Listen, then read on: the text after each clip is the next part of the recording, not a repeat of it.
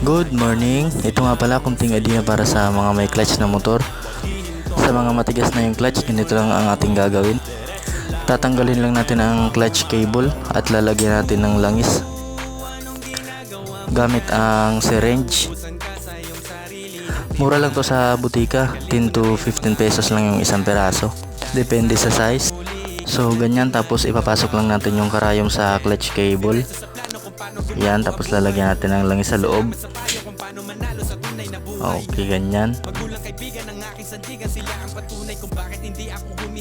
Tapos kapag nalagyan na natin sa loob, ay tatanggalin na natin yung karayom, tapos hila-hilahin lang natin para pumasok yung langis dun sa pinakailalim. So